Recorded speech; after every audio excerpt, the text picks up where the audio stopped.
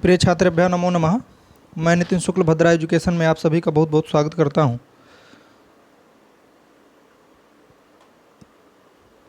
छात्रों, आज मैं पुनः आपके समक्ष उपस्थित हुआ हूं एक नए विषय को लेकर के। हम लोग संस्कृत साहित्य का इतिहास भाग अध्ययन कर रहे हैं। उसी परिपाटी में आज हम लोग महाकाव्य का अध्ययन करेंगे। और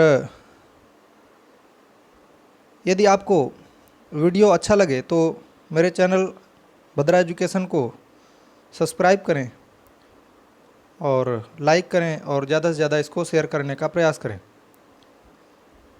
प्रिय छात्रों, महाकाव्य का जो सिलेबस 11 और 12 के लिए एनसीईआरटी में जो दिया गया है, यह वही सिलेबस मैं आपको प्रस्तुत कर रहा हूं। तथा अन्यान्य बोर्डों में जहां भी महाकाव्य का विषय हो, ऐसे अन्यान्य प्रदेशों में पढ़ रहे अभ्यर्थी इसका अध्ययन कर सकते हैं। ऐसे अभ्यर्थी जो इंडिविजुअली रूप से अध्ययन करना चाह रहे हों तो वीडियो के डिस्क्रिप्शन बॉक्स में दिया हुआ टेलीग्राम का लिंक है, तो वो मुझसे संपर्क कर सकते हैं। आइए हम लोग अपने अध्याय की ओर बढ़ते हैं। इसमें लिखा हुआ है, लौकिक संस्कृत भाषा में काव्य रचना का आरंभ वाल्मीकि से हुआ है। तो जो लौकिक संस्कृति है उसमें जो काव्य रचना का आरंभ हुआ है वह कहाँ से हुआ है? तो महर्षि वाल्मीकि से हुआ है। वाल्मीकि को मधुर उक्तियों का मार्गदर्शी महर्षि कहा गया है। महर्षि वाल्मीकि को क्या कहा गया है? मधुर उक्तियों का मार्गदर्शी महर्षि कहा गया है। विषय का अलंकृत वर्णन सरल एवं मनोरम पदों से आकर्षक अर्थों की अभिव्यक्ति की रीति वाल्मीकि ने दिखाई। उन्होंने राम को नायक बनाकर आदि काव्य प्रस्तुत किया। वाल्मीकि द्वारा अपनाई गई काव्य पद्धति कुछ काल तक सर्गबंध रचना नाम से प्रचलित रही। तो वाल्मीकि द्वारा अपनाई गई जो काव्य पद्धति है वह कुछ समय तक सर्गबंध के नाम से प्रचलित रही, परंतु बाद में इसे महाकाव्य कहा गया। इसी सर्गबंध को बाद में क्या कहा गया? महाकाव्य कहा गया। संस्कृत भाषा में कई महाकाव्यों की रचना के बाद उनके लक्षणों का निरूपण काव्य शास्त्रियों ने किया है। भामह, दंडी आदि आचार्यों के द्वारा महाकाव्य का जो लक्षण निश्चित किया है वह इस प्रकार है। आचार्य दंडी ने, आचार्य भामह ने जो काव्य के लक्षण बताए हैं उनके बारे में बता रहे हैं कि वास्तव में काव्य कहा किसको जा सकता है, किसको हम काव्य माने, उसे काव्य माने कि उसे पुराण माने, तो किस प्रकार से पता चलेगा कि वह काव्य है। ठीक है, तो यहाँ पर लिखा हुआ है कि महाकाव्य सर्गों में बंधा होता है। पहली यह शर्त है कि जो महाकाव्य होगा वह सर्गों में उसका विभाजन होगा। उसका जो विभाजन होगा वह किसमें होगा? सर्गों में विभाजन होगा, ना कि कांडों में होगा, है ना अध्यायों में होगा। उसका जो विभाजन होगा वह सर्गों में होगा।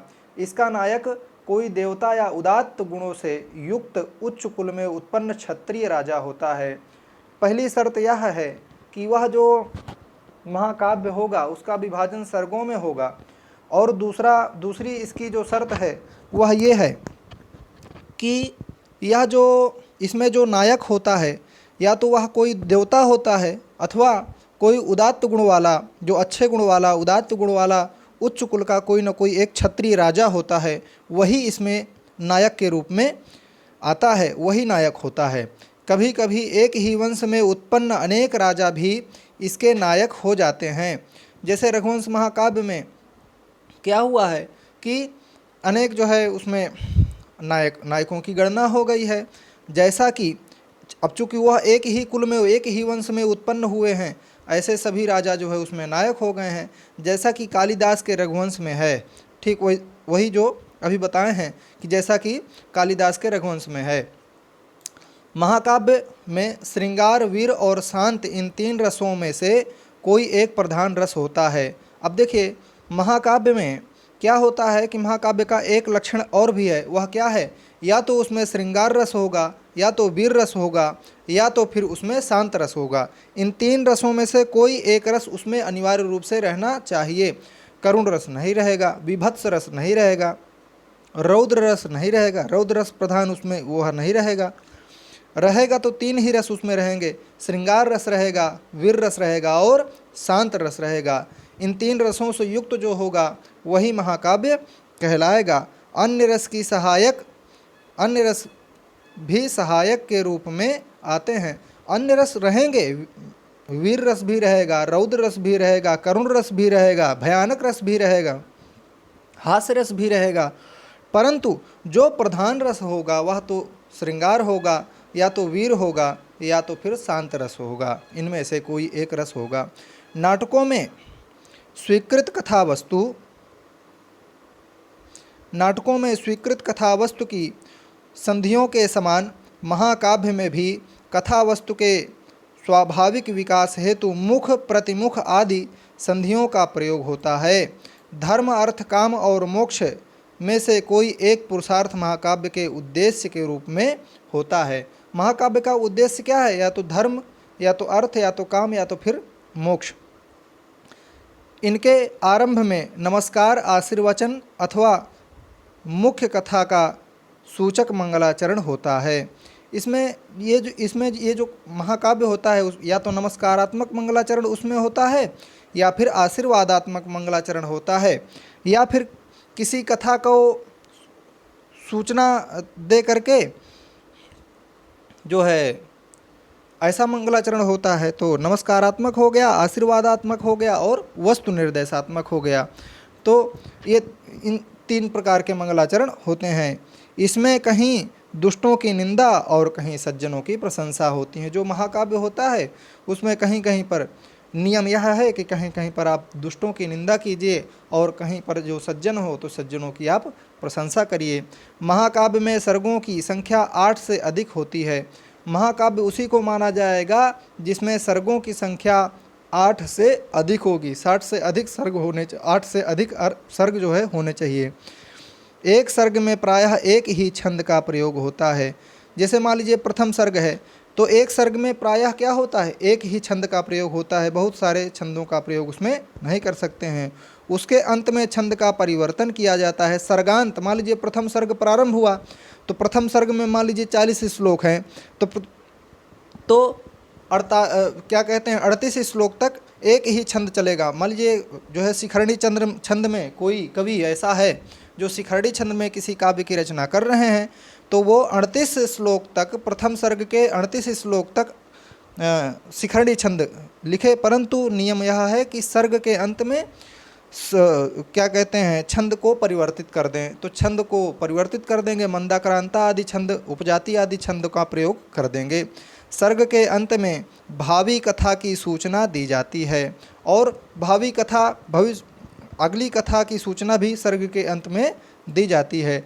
महाकाव्य में संध्या, सूर्य, चंद्र, रात्रि, प्रभात, आखेट, ऋतु, आखेट अर्थात शिकार, ऋतु, पर्वत, वन, समुद्र, संयोग, वियोग, मुनि, राजा, यज्ञ, युद्ध, यात्रा, विवाह, मंत्रणा आदि का अवसर के अनुकूल वर्णन होता है। इन सभी का वर्णन जो है वह महाकाव्य में होता है। महाकाव्य का नामकरण कवि, कथानक, नायक आदि के आधार पर होता है। जो महाकाव्य होता है उसका जो नामकरण होता है वह या तो कवि के नाम पर होगा। मान लीजिए कोई कवि हैं तो उस कवि के नाम पर क्या हो जाएगा? उस काव्य का नाम हो जाएगा। या तो फिर कथानक के नाम पर हो जाएगा, या तो फिर जो इसमें नायक है उस नायक का क्या नाम है उसके आधार पर उस कथा, उस महाकाव्य का नाम हो जाएगा। आदि के आधार पर होता है। संस्कृत महाकाव्यों के विकास क्रम में क्रमशः कालिदास, अश्वघोष, भारवी, भट्टी, माघ, कुमारदास तथा श्रीहर्ष ने नाम मुख्य रूप से लिए जाते हैं। इनकी रचनाएं महाकाव्य साहित्य में अमर हैं। इनका विवरण निम्नलिखित है। अब यदि आचार्य कालिदास की बात करें तो लिखा हुआ है, संस्कृत कवियों में कालिदास श्रेष्ठ हैं। संस्कृत कवियों में कालिदास क्या हैं? श्रेष्ठ हैं। इन्हें परवर्ती कवियों ने कवि कुल गुरु की उपाधि दी है। तो कवि कुल गुरु की उपाधि परवर्ती कवियों के द्वारा किन्हें प्राप्त हुई है? तो कालिदास को प्राप्त हुई है। कालिदास को कौन सी उपाधि प्राप्त हुई है? कवि कुल गुरु की उपाधि प्राप्त हुई है। उन्होंने 2 महाकाव्य लिखे। किन्होंने? आचार्य कालिदास ने 2 काव्य लिखे, कुमार संभव और रघुवंश। 2 खंड काव्य लिखे, एक ऋतु संहार और एक मेघदूत, और 3 नाटक लिखे, एक विक्रमोर्वशीयम, दूसरा मालविकाग्निमित्रम तथा तीसरा अभिज्ञान शाकुंतलम। ठीक है, 2 महाकाव्य लिखे, कुमार संभवम और रघुवंशम। ठीक है, 2 खंड काव्य लिखे, एक ऋतु संहार और एक मेघदूत, और 3 नाटक लिखे, विक्रमोर्वशीयम, मालविकाग्निमित्रम और अभिज्ञान शाकुंतलम। इस प्रकार कालिदास की ये टोटल कितनी कुल रचनाएं? 7 रचनाएं हो गई, है ना। यहाँ पर देखेंगे 2 ये हो गई, और फिर 2 ये हो गई, 2 2 4 और 4 3 7। ठीक है, दुर्भाग्यवश कालिदास का काल निश्चित नहीं है। कुछ लोग इनका काल प्रथम शताब्दी ईसा पूर्व में मानते हैं, तो दूसरे लोग इन्हें गुप्त वंश के चंद्रगुप्त द्वितीय का समकालिक सिद्ध करते हैं। कालिदास ने अपने काव्यों में वाल्मीकि की शैली को स्वीकार किया है। इस महाकाव्य के द्वितीय सर्ग में दिलीप को गो सेवा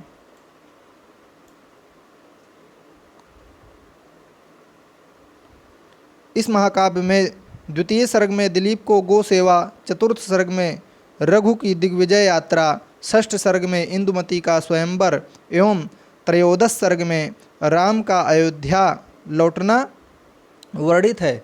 यह किस महाकाव्य की बात हो रही है? जो रघुवंश महाकाव्य है, उस सर्ग में, जो द्वितीय सर्ग है, उस सर्ग में दिलीप की गो सेवा का वर्णन किया गया है। पूछ लेता है कि रघुवंश के द्वितीय सर्ग में क्या वर्णन है? तो दिलीप के द्वारा गाय की सेवा का वर्णन है। चतुर्थ सर्ग में क्या है? तो चतुर्थ सर्ग में दिग्विजय की यात्रा का वर्णन है।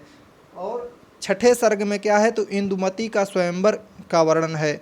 और 13वें सर्ग में क्या है? राम का अयोध्या लौटना, इसका वर्णन जो है उसमें है। ये रघुवंश का उत्तम स्थल है।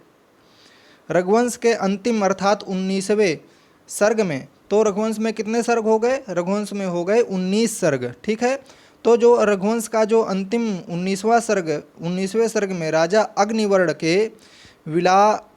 विलासमय जीवन का चित्र खींचा गया है।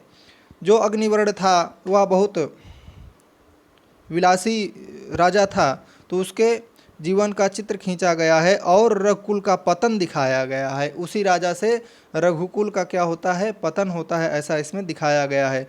रघुवंश गृहस्थ जीवन का समर्थन करता है और रघुवंशी राजाओं के उच्च आदर्शों का प्रतिपादक है। इन दोनों महाकाव्यों में कालिदास ने वैदर्भी रीति का प्रयोग किया है और उनमें सभी रसों को प्रकाशित करने की क्षमता वाला प्रसाद गुण विद्यमान है। आचार्य अश्वघोष की यदि बात करें तो अश्वघोष के 2 महाकाव्य हैं, बुद्धचरित और सौंदर्यनंद। अश्वघोष के 2 महाकाव्य प्राप्त होते हैं, कौन कौन?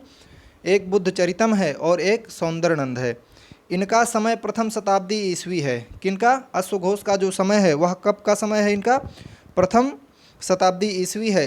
ये कुषाण वंश के राजा कनिष्क के समकालिक थे। कौन? जो अश्वघोष थे कुषाण वंश के राजा कनिष्क के समकालिक थे। अश्वघोष मूलतः अयोध्या के रहने वाले ब्राह्मण थे। तो अश्वघोष कहाँ के रहने वाले ब्राह्मण थे? अयोध्या के रहने वाले ब्राह्मण थे, जो बाद में बौद्ध बन गए थे, जिन्होंने बाद में बौद्ध धर्म को अपना लिया था। ये बहुत बड़े आचार्य और वक्ता थे। इन्होंने इन 2 महाकाव्यों के अतिरिक्त एक नाटक लिखा जिसका नाम है सारिपुत्र प्रकरण। सारिपुत्र प्रकरण भी एक नाटक है। यह बुद्धचरितम और सौंदर्यनंद ये महाकाव्य हैं दोनों, और सारिपुत्र प्रकरण क्या है? एक नाटक है। नाटक ग्रंथ भी लिखा था जो खंडित रूप से मध्य एशिया से प्राप्त हुआ है। बुद्धचरित की यदि बात करें, जो अश्वघोष की रचना है, यह भगवान बुद्ध के जीवन और उपदेशों का वर्णन करता है। इसमें मूलतः 28 सर्ग थे। बुद्धचरितम में कितने सर्ग थे? 28 सर्ग थे। और मूल रूप से यह भगवान बुद्ध के जीवन के उपदेशों का वर्णन करने वाला ग्रंथ है, किंतु आज इसके प्रथम 14 सर्ग ही उपलब्ध हैं, अर्थात 14 सर्ग तक ही उपलब्ध ग्रंथ जो है मिलता है। वैसे था पहले 28 सर्ग तक, परंतु अभी 14 सर्ग तक ही मिलता है। वैसे पूरे महाकाव्य के तिब्बती और चीनी भाषा में अनुवाद भी हो चुके हैं। पूरे महाकाव्य के तिब्बती और चीनी भाषा में अनुवाद हैं जो उपलब्ध है। बुद्धचरित पर रामायण का बहुत अधिक प्रभाव है। इसके कई दृश्य रामायण की समानता रखते हैं। घटनाओं का चयन तथा आयोजन करने में अश्वघोष अधिक प्रभाव डालते हैं। बौद्ध होते हुए भी प्राचीन वैदिक परंपराओं के प्रति उनमें गहन निष्ठा है। बुद्धचरित के पूर्वार्ध में बुद्ध के निर्वाण तक का वर्णन है। शेष भाग में उनके उपदेशों तथा उत्तरकालिक जीवन का चित्रण दिया हुआ है। सौंदर्यनंद भी अश्वघोष की रचना है। इसको देख लेते हैं। सौंदर्यनंद में क्या है? यह अश्वघोष का दूसरा महाकाव्य है जिसमें 18 सर्ग हैं। तो जो आपका बुद्धचरितम है इसमें 28 सर्ग हैं, और 28 सर्गों में जो वर्तमान में जो प्राप्त हो रहे हैं वो 14 सर्ग तक प्राप्त होता है तिब्बती और चीनी भाषा में। यही ने लिखा है, तिब्बती और चीनी भाषा में इसका अनुवाद हो चुका है, पूरा उपलब्ध होता है। और जो दूसरा महाकाव्य है वह सौंदर्यनंद है। यह अश्वघोष का दूसरा महाकाव्य है जिसमें 18 सर्ग हैं। इसमें कितने सर्ग हैं? इसमें 18 सर्ग हैं। इसमें बुद्ध के सौतेले भाई नंद की धर्म दीक्षा का वर्णन है। तो बुद्ध के सौतेले भाई कौन? जो नंद थे, उनकी धर्म दीक्षा का वर्णन किया गया है। इस महाकाव्य के आरंभिक भाग में कवि ने नंद और उसकी पत्नी सुंदरी के परस्पर अनुराग को श्रृंगार रस के माध्यम से प्रस्तुत किया है। इसमें बुद्ध के सौतेले भाई नंद की जो धर्म पत्नी हैं सुंदरी के परस्पर अनुराग और श्रृंगार के रस के माध्यम से प्रस्तुत किया है। नंद के बुद्ध के विहार में चले जाने पर दोनों की तरह विरह व्यथा का पृथक पृथक वर्णन किया गया है। अर्थात नंद और सुंदरी इन दोनों नंद के विरह का वर्णन इसमें किया गया है, पृथक पृथक वर्णन किया गया है।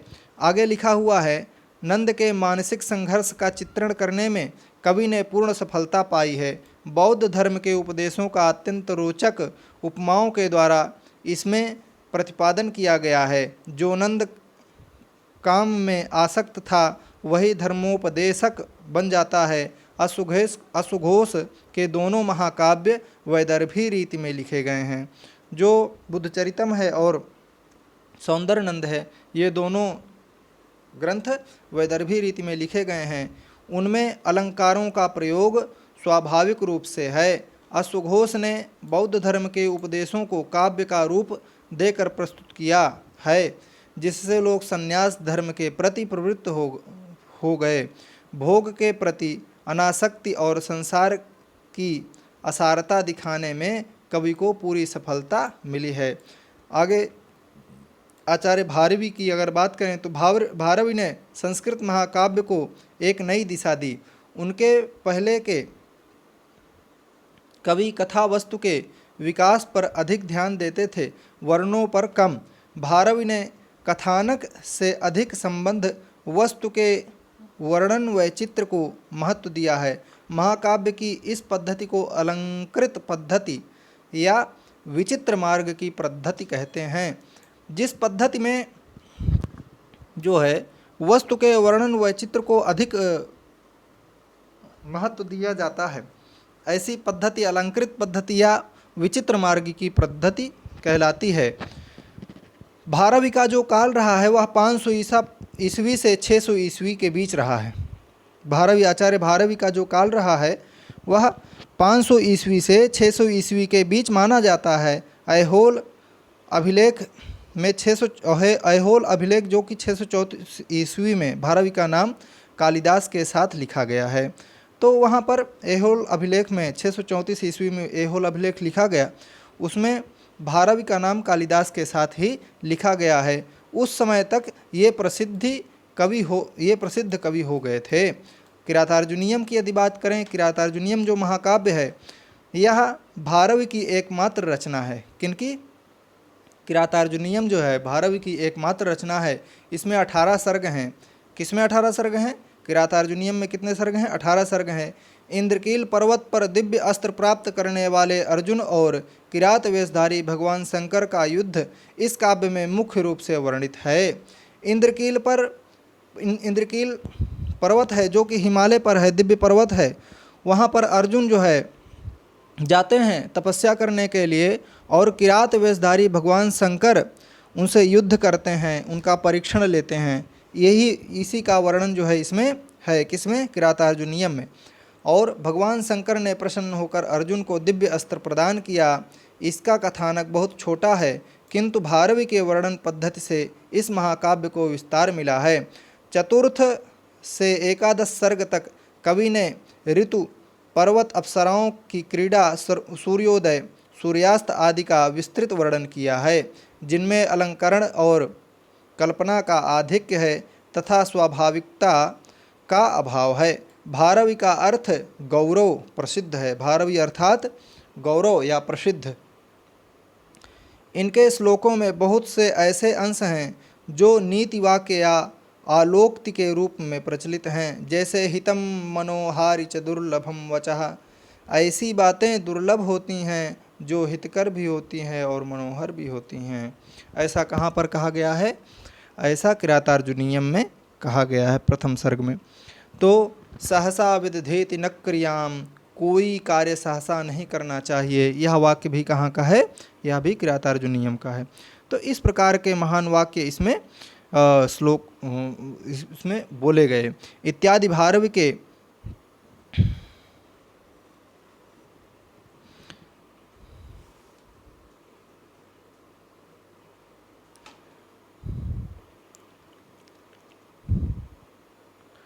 इत्यादि भारवी ने चित्र काव्य का पर्याप्त प्रयोग किया है।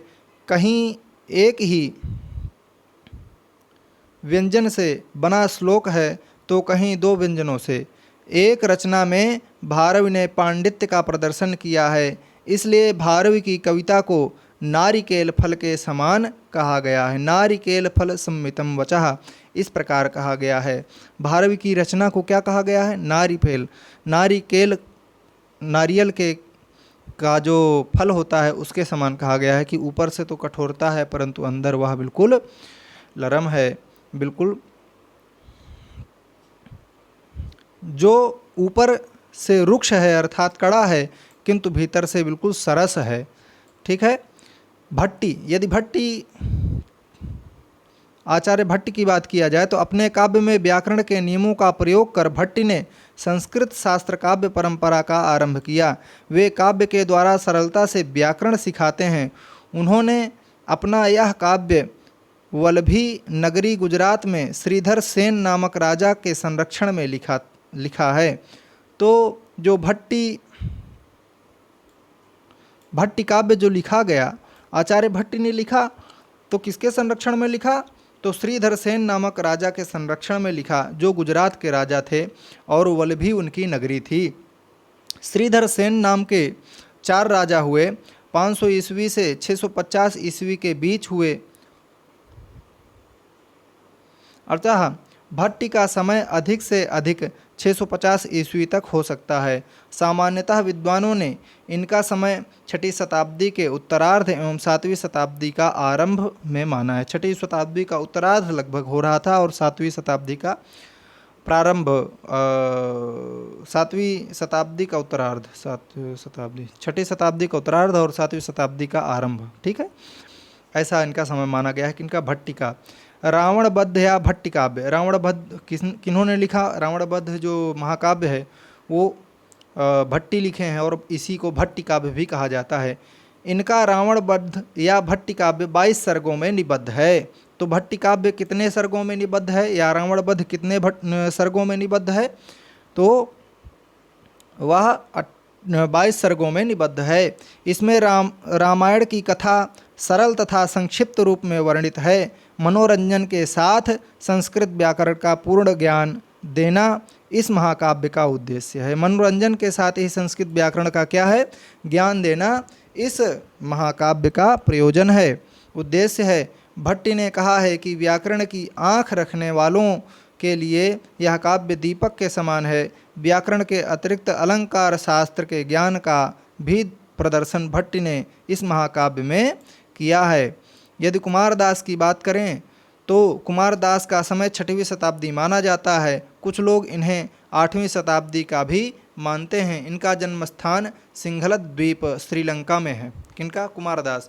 कुमारदास का जो समय माना गया है 6वीं शताब्दी माना है, कुछ लोगों ने 8वीं शताब्दी का भी इनका जो है समय माने हैं। और इनकी जो रचना है वह जानकी हरण है। जानकी हरण कुमारदास द्वारा 20 सर्गों में रचित रचना है। कितने सर्ग हैं जानकी हरण में? तो 20 सर्ग हैं। और 20 सर्गों में रचित राम की कथा पर आश्रित महाकाव्य है। कौन? जानकी हरण। और कालिदास के रघुवंश का अनुकरण इन्होंने अपने महाकाव्य में किया है। राजशेखर ने इनकी प्रशंसा में कहा है, जानकी हरणम कर्तुम रघुवंशे स्थिते सती कवि कुमारदासश्च रावणश्च यदि क्षमः। रघुवंश इस नाम का महाकाव्य रघुवंशी राजा के रघुवंश के रहते हुए जानकी हरण करने की क्षमता यदि किसी में है तो वह कुमारदास में है या रावण में है।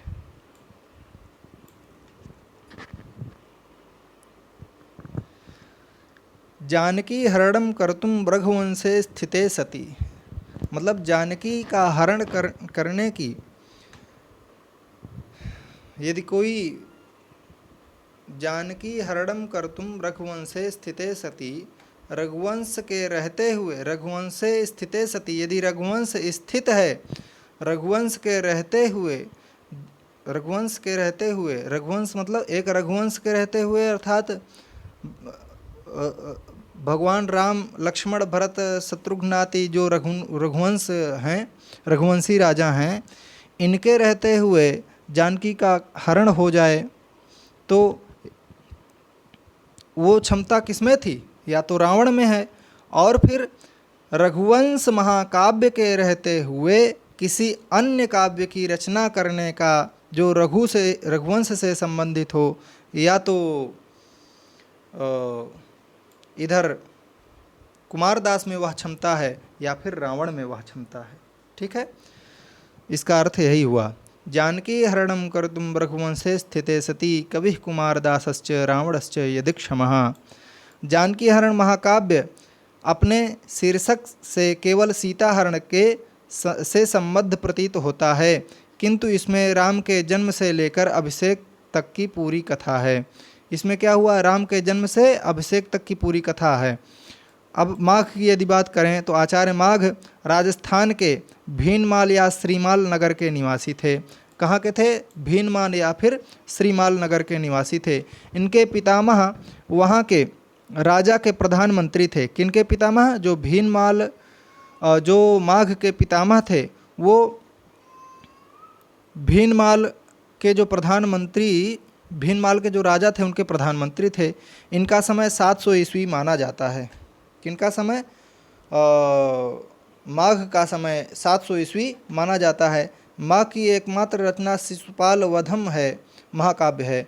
शिशुपाल वधम जो है, मात्र एक रचना इनकी शिशुपाल वधम है जो माघ के द्वारा रची गई है।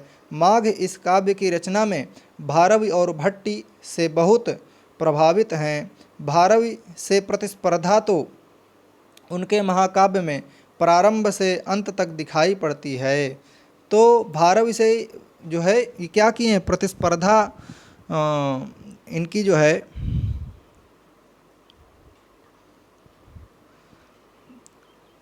प्रारंभ से अंत तक दिखाई देती है। भारव शिव का यशोगान करते हैं तो माघ विष्णु का यशोगान करते हैं। माघ अलंकृत काव्य रचना में भारवी से आगे बढ़ जाते हैं। शिशुपाल वधम में देखेंगे जो माघ की रचना है उसके बारे में यहाँ कुछ बतलाया गया है।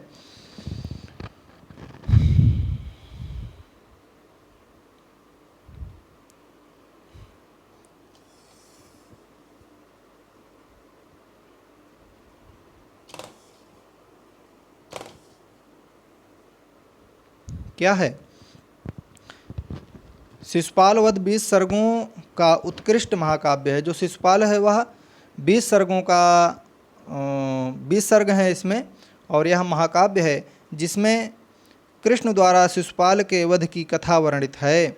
छोटे कथानक को माघ ने महाकाव्य में विस्तृत वर्णनों से बहुत बड़ा बना दिया है। व्याकरण, राजनीति, वेद, दर्शन, संगीत आदि विविध शास्त्रों के अपने ज्ञान को माघ ने इसमें प्रदर्शित किया है। इस महाकाव्य को लिखने में माघ का ऐसा उद्देश्य प्रतीत होता है कि महाकाव्य के छोटे से छोटे लक्षण को समाविष्ट करके इसे आदर्श महाकाव्य का रूप दिया जा सके। भाषा और छंद दोनों पर माघ का अद्भुत अधिकार है। भारवी के समान इन्होंने चित्रकाव्य का भी प्रयोग किया। जिस प्रकार भारवी ने किरातार्जुनीयम में चित्रकाव्य का प्रयोग किया है, उसी प्रकार माघ ने भी अपने इस महाकाव्य में, शिशुपाल वधम नामक इस महाकाव्य में चित्रकाव्य का प्रयोग किया है। इस महाकाव्य को पंडितों के समाज में बहुत प्रशंसा मिली है, जिसका प्रमाण यह सुभाषित है। मेघे माघे गतम वयः। मेघे अर्थात मेघदूत में, और माघे अर्थात माघ की जो रचना है शिशुपाल वधम, गतम वयः उम्र उसमें जो है व्यतीत हो जाए, इस प्रकार आचार्यों के द्वारा बोला गया है। अब श्रीहर्ष की अगर बात करें, यद्यपि माघ के बाद अन्य अनेक कवि हुए, किंतु श्रीहर्ष को जो ख्याति मिली वह अन्य किसी को नहीं मिली। श्रीहर्ष विशिष्ट पंडित परंपरा में उत्पन्न हुए थे। इन्होंने नैषधीय चरितम महाकाव्य के अतिरिक्त वेदांत का एक क्लिष्ट ग्रंथ खंड खंडन खाद्य भी लिखा था। इनकी शैली पांडित्य से भरी हुई है। माघ के समान श्रीहर्ष भी पांडित्य प्रदर्शन करते हैं, किंतु पदों का लालित्य भी सर्वत्र बनाए रखते हैं। श्रीहर्ष का समय 12वीं शताब्दी है। श्रीहर्ष का समय क्या माना जाता है? 12वीं शताब्दी माना जाता है। ये कान्यकुब्ज नरेश जयचंद्र की सभा में रहते थे। तो ये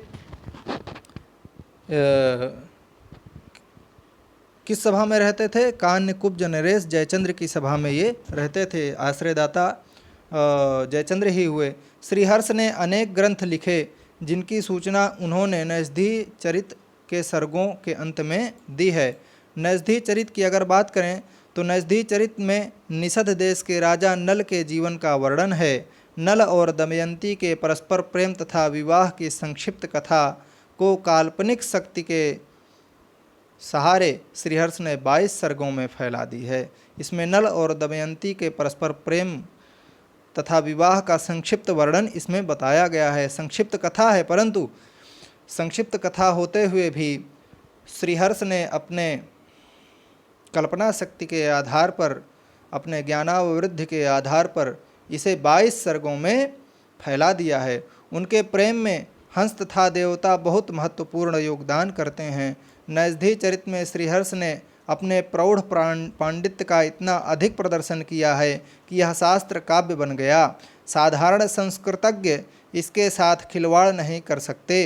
विद्वानों के गर्व रूप रोग को दूर करने के लिए यह औषध माना गया है। नैषधम विद्वदौषधम, नैषध जो है विद्वानों का औषध स्वरूप माना गया है, ऐसा कहा जाता है। इस महाकाव्य को भारवी और माघ के काव्यों से भी उत्कृष्ट माना जाता है। तो यह जो महाकाव्य है, इस महाकाव्य को भारवी और माघ से भी उत्कृष्ट माना जाता है। तावद भारवेर भाति यवन माघस्य नोदयः उदिते नैषधे काव्ये क्व माघा क्वच भारवी। इसका अर्थ यह हुआ कि अर्थात भारवी की शोभा तब तक है जब तक माघ का उदय नहीं हुआ। भाई भारवी की शोभा कब तक थी? जब तक माघ ने अपने महाकाव्य को नहीं लिखा। और माघ और भारवी इन दोनों की शोभा, माघ की भी शोभा कब तक रही? जब तक नैषध काव्य का उदय नहीं हुआ। तो तो कहाँ माघ और कहाँ भारवी, है ना, ऐसा कहा गया है। आगे देखेंगे यहाँ पर भारवी, माघ और श्रीहर्ष, इन तीनों के महाकाव्य, भारवी का कौन सा है, किरातार्जुनीयम, माघ का शिशुपाल वधम और श्रीहर्ष का नैषधि चरितम। इन तीनों के महाकाव्य को संस्कृत विद्वान बृहत्त्रयी कहते हैं। तो किरातार्जुनीयम, शिशुपाल वधम और नैषधि चरितम, इसे क्या कहा जाता है, इन तीनों को बृहत्त्रयी कहा जाता है। ठीक है, अगर कोई पूछे कि बृहत्त्रयी ग्रंथ कौन कौन से हैं, तो किरातार्जुनीयम, शिशुपाल वधम और नैषधि चरितम, इस प्रकार इन तीनों महाकाव्यों को बृहत्त्रयी ग्रंथ कहा जाता है। इन तीनों ने अलंकृत पद्धति का अनुसरण किया है। कालिदास के तीनों काव्यों रघुवंश, कुमार संभवम और मेघदूतम।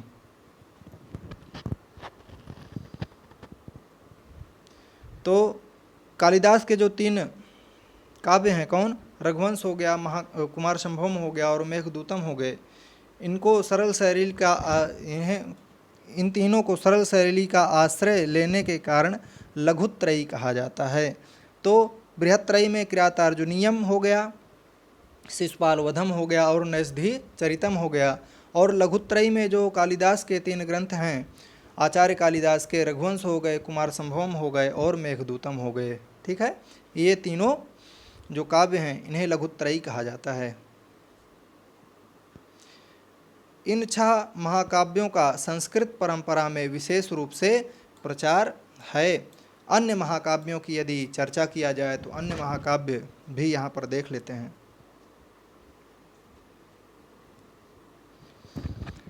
संस्कृत भाषा में महाकाव्य रचना बहुत लोकप्रिय रही है, परंतु महाकाव्यों के अतिरिक्त प्राचीन काल में भी अनेक महाकाव्य लिखे गए हैं और यह परंपरा आज तक चली आ रही है। यहाँ कुछ महाकाव्यों के नाम दिए जाते हैं। हरविजयम एक महाकाव्य है।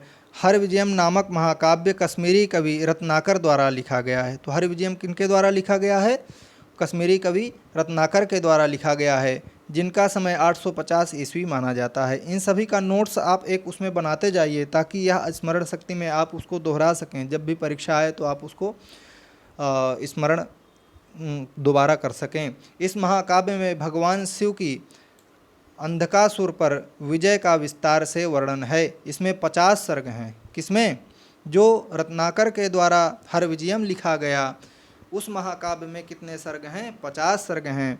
महाकाव्य की विशालता के कारण रत्नाकर की कीर्ति बहुत फैल गई। रत्नाकर के समकालीन शिवस्वामी ने बौद्ध ग्रंथ अवदान शतक की एक कथा पर आश्रित कप्फड़ाभ्युदय नामक महाकाव्य लिखा।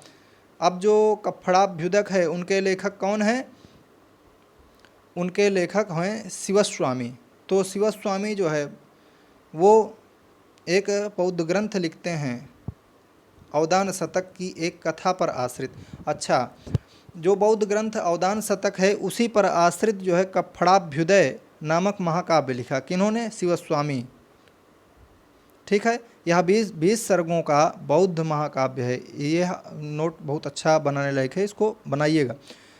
कश्मीर के ही निवासी क्षेमेंद्र ने 3 प्रसिद्ध महाकाव्यों का प्रणयन किया। इसमें रामायण मंजरी, भारत मंजरी और बृहत कथा मंजरी हैं। तो क्षेमेंद्र ने, जो कश्मीरी कवि क्षेमेंद्र हैं, वो 3 महाकाव्यों का प्रणयन करते हैं। उसमें पहला है रामायण मंजरी, दूसरा है भारत मंजरी और तीसरा है कौन, बृहत मंजरी। ये तीनों प्रसिद्ध कथाओं पर आश्रित हैं। क्षेमेंद्र ने 1067 ईस्वी में अपना अंतिम महाकाव्य दशावतार चरित लिखा। तो एक और महाकाव्य है इनका, कौन सा, दशावतार चरित्र लिखा। क्षेमेंद्र का जीवन काल 995 ईस्वी से 1070 ईस्वी तक रहा। एक अन्य कश्मीरी कवि मंख हुए। मंख ने श्रीकंठ चरित नामक महाकाव्य लिखा। तो श्रीकंठ चरितम किनकी कृति है, मंख की कृति है, जो कि कश्मीरी कवि रहे हैं। और ये एक महाकाव्य लिखते हैं जो 25 सर्गों में लिखा गया है, जिसमें शिव द्वारा त्रिपुर के पराजय का वर्णन है। जिसमें क्या है, शिव द्वारा त्रिपुर के पराजय का वर्णन है। इनका समय 12वीं शताब्दी ईस्वी है। किनका? मंख का समय 12वीं शताब्दी ईस्वी माना जाता है। अन्य प्रदेशों के कवियों ने भी समय समय पर महाकाव्यों की रचना की। नीलकंठ छत्री ने 17वीं शताब्दी में शिवलीलार्णव महाकाव्य जो 12 सर्गों में लिखा है उसकी रचना की। रामभद्र दीक्षित का पतंजलि चरित्र जो 8 सर्गों में लिखा है। वेंकटनाथ का यादवाभ्युदय, धनेश्वर सूरी का शत्रुंजय महाकाव्य, वाग्भट का नेमिनिर्माण काव्य और वीरनंदी का चंद्रप्रभ चरित्र, यह जो है किनका है? वीरनंद का है। और हरिश्चंद्र का धर्मशरमाभ्युदय इत्यादि महाकाव्य भी प्रसिद्ध हैं। ये सभी महाकाव्य, एक तरफ आप महाकाव्य और दूसरी तरफ कर्ता, इस प्रकार लिख लीजिएगा, इनको याद कर लीजिएगा। इनको याद करना बहुत इम्पोर्टेंट है। कुछ महाकाव्य विभिन्न देवताओं तथा शास्त्रीय विषय वस्तु के निरूपण के लिए भी लिखे गए हैं। हेमचंद्र 1088 से 1172 ईस्वी इनका समय माना जाता है। हेमचंद्र का कुमारपाल चरित 28 सर्गों का महाकाव्य है, जिसके प्रथम 20 सर्गों में व्याकरण के नियमों के अनुसार संस्कृत भाषा के रूपों का प्रयोग दिखाया गया है और अंतिम 8 सर्गों में प्राकृत तथा अपभ्रंश भाषा के व्याकरण संबद्ध रूपों का प्रयोग है। इसे व्याश्रय काव्य भी कहते हैं। द्व्याश्रय काव्य भी कहा जाता है। ठीक है, यह जरूर नोट कर लीजिएगा। द्व्याश्रय इसको बोला जाएगा, द्व्याश्रय काव्य। ठीक है, आगे देखेंगे।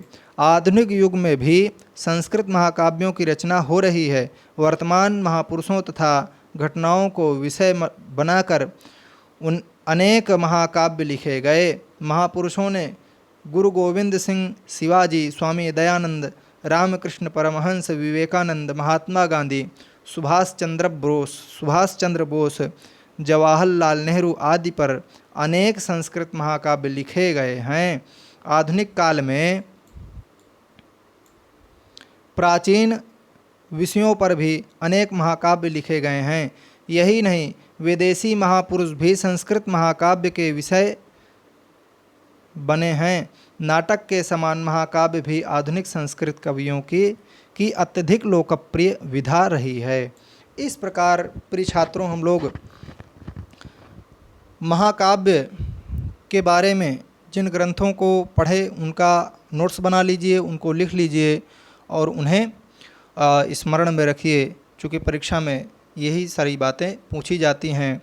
वीडियो यदि अच्छा लग रहा हो तो प्लीज़ उसको लाइक किया करें, सब्सक्राइब भी किया करें और शेयर भी कर दिया करें, ताकि इसमें और बंधु जुड़ सकें और वो भी लाभ ले सकें। आइए, कुछ ध्यातव्य बिंदु हैं, उन ध्यातव्य बिंदुओं को हम लोग पढ़ लेते हैं। महाकाव्य जो होता है वह सर्गबंध रचना होती है, सर्गों में बंधा हुआ होता है, न कि अध्यायों में। वह सर्गबंध रचना होती है।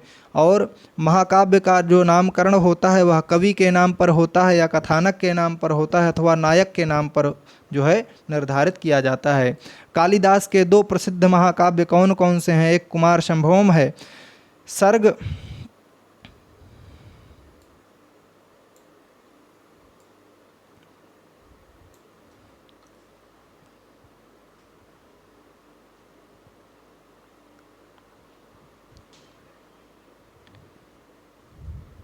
सर्ग 8 रीति वैदर्भी। कुमार संभवम में क्या 8 सर्ग हैं? थोड़ा सा देख लेते हैं 1 मिनट में। पुस्तक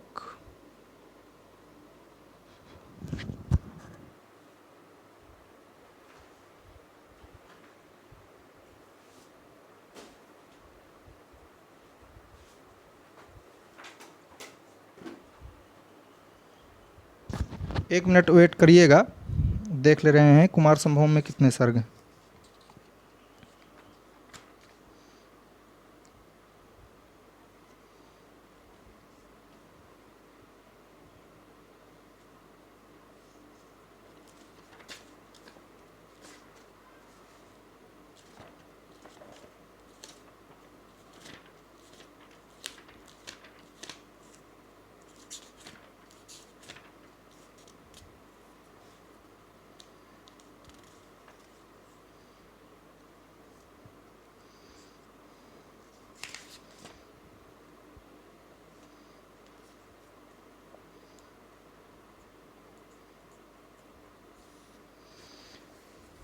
तो इसमें यह गलत लिखा था। इसमें जो सर्गों की संख्या है वह 17 सर्ग हैं। कितने हैं? यहाँ पर 17 लिख लीजिएगा इसको काट करके। कुमार संभव में कितने सर्ग हैं? 17 सर्ग हैं। रीति वैधर भी है, ठीक है ना। चलिए आगे देख लीजिए। विषय इसमें क्या है? कुमार संभव में शिव और पार्वती के विवाह तथा कुमार कार्तिकेय के जन्म की कथा इसमें वर्णित है। कालिदास के श्रृंगार रस की प्रति विशिष्ट आकर्षण का द्योतक यह ग्रंथ है। रघुवंशम की अगर बात किया जाए तो इसमें 19 सर्ग हैं और इसमें रीति क्या है? वैदर्भी रीति है। विषय की अगर बात किया जाए तो इक्ष्वाकु वंश के विभिन्न राजाओं का विस्तृत वर्णन, गृहस्थ जीवन की श्रेष्ठता तथा का प्रतिपादन किया गया है। रघुवंशी राजाओं के उच्च आदर्शों का द्योतन, सभी रसों के प्रकाशक प्रसाद गुण एवं से परिपूर्ण है। अश्वघोष के 2 महाकाव्य बुद्धचरितम और सौंदर्यनंद। बुद्धचरितम जो है वह 28 सर्ग हैं, परंतु अभी उपलब्ध जितने सर्ग हैं वो 14 सर्ग ही उपलब्ध हैं। यदि विषय की बात किया जाए तो भगवान बुद्ध के जीवन और उपदेशों का इसमें वर्णन है। सौंदर्यनंद की अगर बात किया जाए तो इसमें 18 सर्ग हैं। सौंदर्यनंद अश्वघोष की रचना है।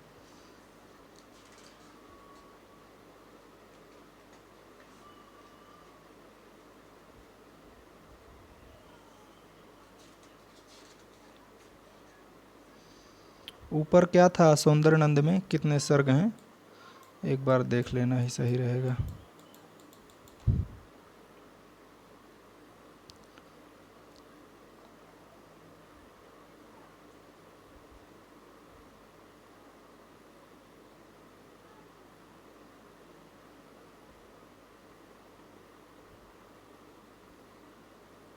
ये है, हाँ इसमें 18 सर्ग हैं, ठीक है।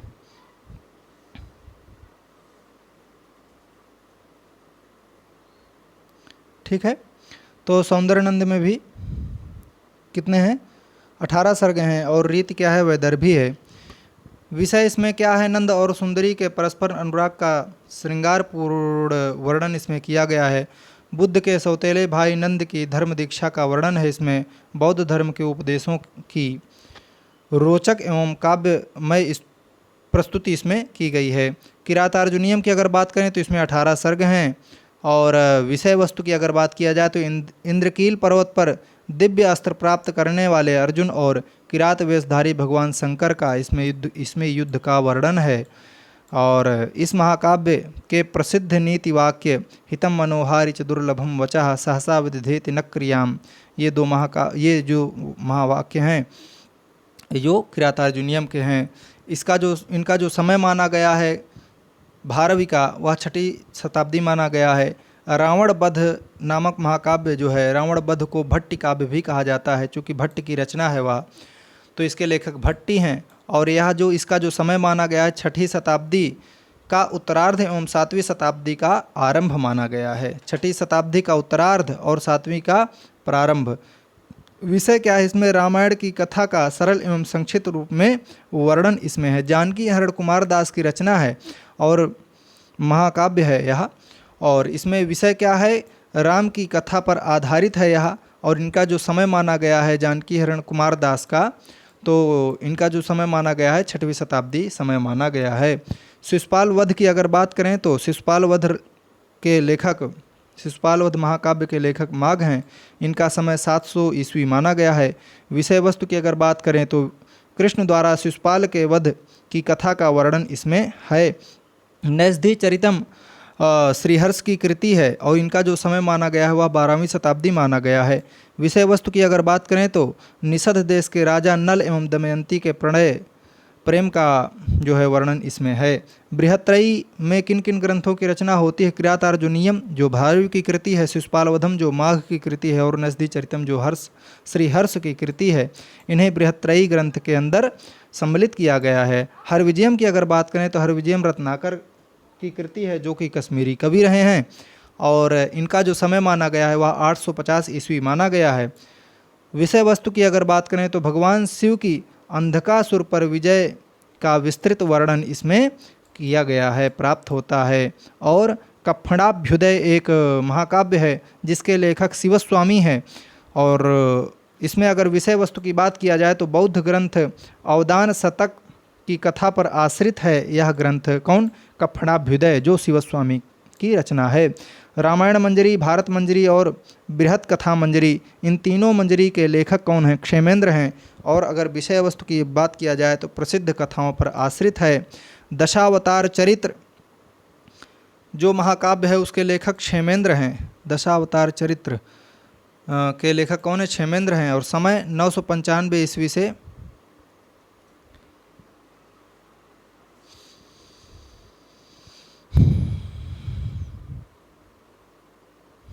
दशावतार चरित्र के लेखक क्षेमेंद्र हैं। एक बार देख लिया जाए दशावतार चरित्र।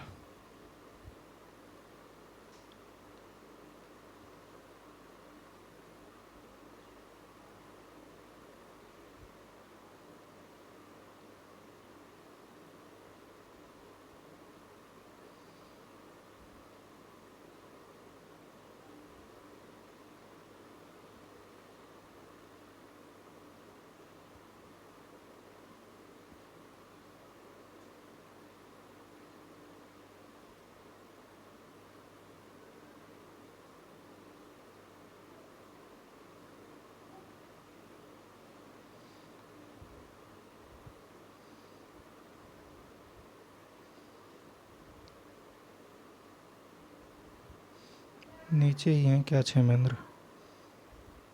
आचार्य क्षेमेंद्र। नजदीक चरितम श्रीहर्ष का है। अन्य महाकाव्य, चलिए इसको एक बार देख लीजिएगा, इसी नोट्स में ही होगा, आप जब पढ़ेंगे तो पता चलेगा। ठीक है, यहाँ पर जो लिखा हुआ है वह यही लिखा है कि दशावतार चरित्र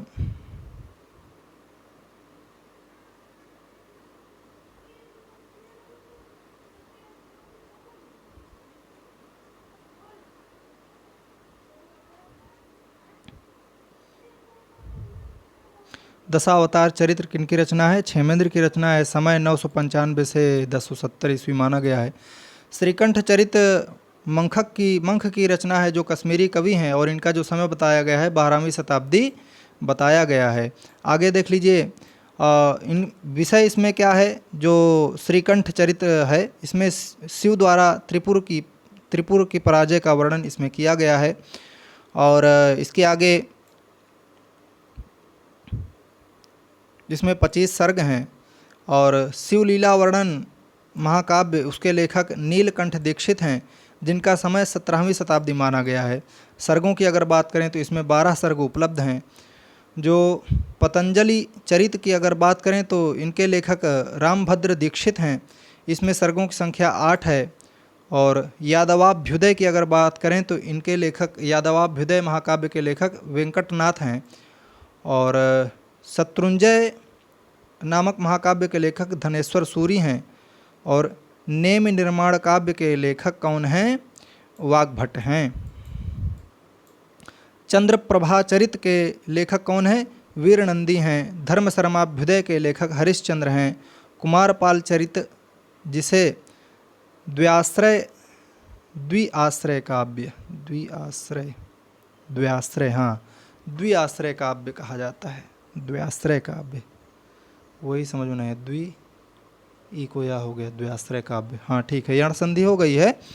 द्विआश्रय काव्य इसको कहा जाता है। कुमारपाल चरित जो महाकाव्य है उसे द्विआश्रय काव्य भी कहा जाता है। कुमारपाल चरितम के लेखक कौन है? हेमचंद्र, इसको द्विआश्रय काव्य भी कहा जाता है। सर्गों की संख्या इसमें कितनी है? 28 है। द्विआश्रय काव्य ऐसा काव्य जो 2 कथाओं पर आधारित हो, द्विआश्रय काव्य। ठीक है, यण संधि हो गई है, द्वि है और आश्रय है, इकोमेडिट से यण हो गया है। वर्तमान संस्कृत महाकाव्य अनेक महापुरुषों यथा गुरु गोविंद सिंह, शिवाजी, स्वामी दयानंद, रामकृष्ण परमहंस, विवेकानंद, सुभाष चंद्र बोस आदि पर लिखे गए हैं। अभ्यास, प्रश्नाभ्यास है यहाँ पर। जैसे सर्गबंध रचना किसे कहते हैं? महाकाव्य में किन गुणों वाला व्यक्ति नायक होता है? जो धीरोदात्त, जो जिसके उदात्त गुण होते हैं वही ना महाकाव्य का नायक होता है। इस प्रकार हम लोग ऊपर पढ़े हो। महाकाव्य में कौन कौन से रस प्रधान होते हैं? तो वीर रस होता है, उसमें श्रृंगार रस होता है ना। और एक रस और होता है, कौन सा? रौद्र, भयानक, वीर, करुण, हास्य, श्रृंगार, अद्भुत, शांत। शांत रस होता है, ठीक है। तो महाकाव्य में 3 रस हो गए, श्रृंगार हो गया, वीर हो गया और एक शांत हो गया। इस प्रकार 3 रस होने चाहिए, ठीक है। महाकाव्य के मंगलाचरण में किन बातों का समावेश होता है? तो वस्तु निर्देशात्मक होता है और नमस्कारात्मक होता है। इस प्रकार महाकाव्य के नामकरण का आधार क्या होता है? तो महाकाव्य का नामकरण का आधार या तो कवि के जो लेखक होता है उनके नाम पर होना चाहिए, या जो उसमें नायक हो नायक के आधार पर हो, अथवा कथा उसमें क्या वर्णित है उस कथा के आधार पर हो। संस्कृत महाकाव्यों के विकासक क्रम में कौन से कवियों के नाम मुख्य रूप से लिए जाते हैं? तो संस्कृत के विकासक क्रम के रूप में कालिदास, भारवी, मार्क्स, श्रीहर्ष, है ना, इस प्रकार के कवियों के नाम लिए जाते हैं। संस्कृत कवियों में कवि कुल गुरु कौन कहा जाता है? तो कालिदास को कहा गया है। कालिदास द्वारा लिखे हुए महाकाव्यों के नाम लिखे तो रघुवंश महाकाव्य हो गया और कुमार संभवम हो गया, है ना। इस प्रकार ये 2 महाकाव्य हो गए। शिव पार्वती के विवाह तथा कार्तिकेय के जन्म की कथा किस महाकाव्य में आती है? तो वह कौन सा काव्य है जिसमें शिव और पार्वती का विवाह हुआ है और कार्तिकेय के जन्म की कथा का वर्णन है? यह आप कमेंट बॉक्स में मुझे बताइएगा। अश्वघोष के 2 महाकाव्यों के नाम क्या हैं? तो बुद्धचरितम और एक और है बुद्धचरितम, अश्वघोष की रचना हो गई, और